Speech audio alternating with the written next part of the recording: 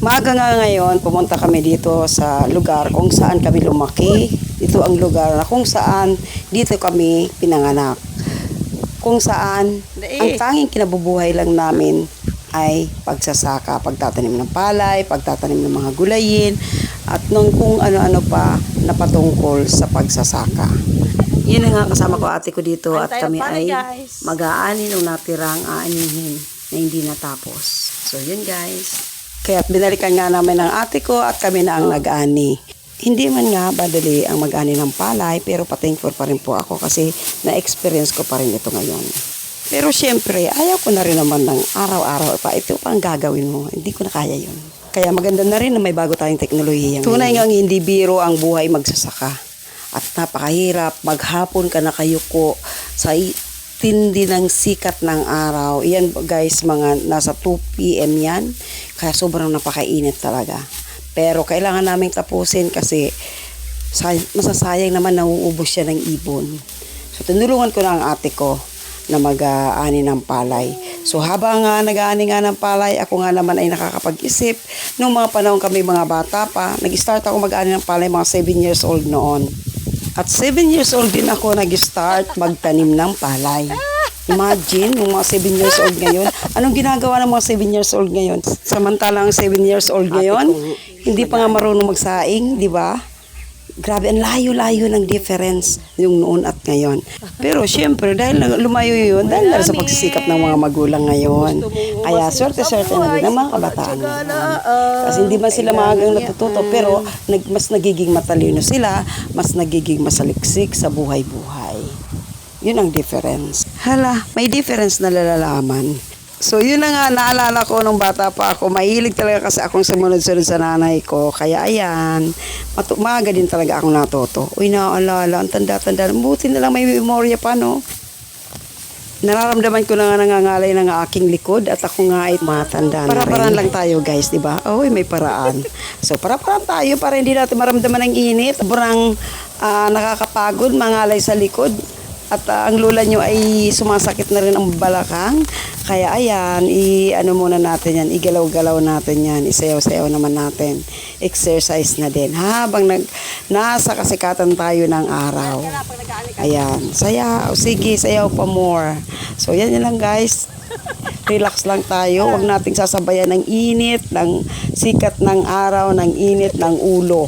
Siyempre, para hindi ka ma-dry. Kapag ka-dry na nga ang panahon, tag-init na nga, sasabayan mo pa ng dry na utak. O, di ba? May nadadry na utak. Kaninong utak kaya nadadry doon? Ako hindi. Ayan. Sige. Exercise. 1, 2, 1, 2.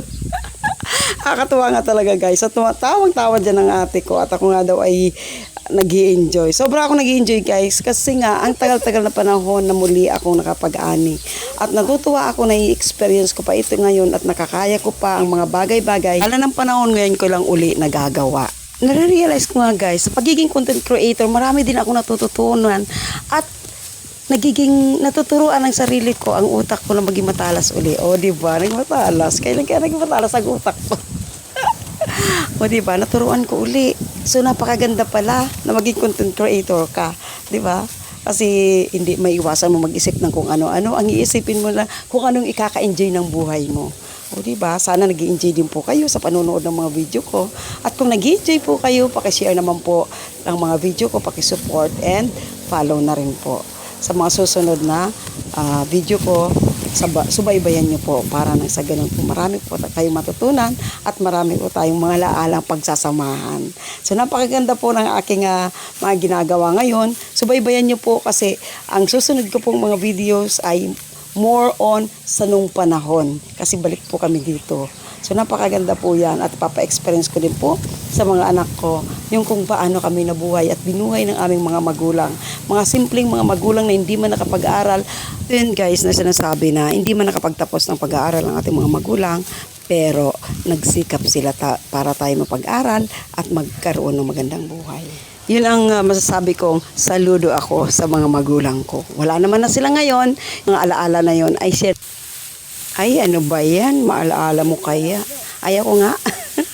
Gusto ko lang yung masayang buhay. Huwag na natin alalahanin yung mga nakawaraan. Sige na nga, mag-experience na lang tayo. Enjoy na lang natin ang buhay na kung anong meron tayo ngayon. Tara lang, tapusin na natin to para wala nang mo kaya enjoy life. Thank you so much for watching!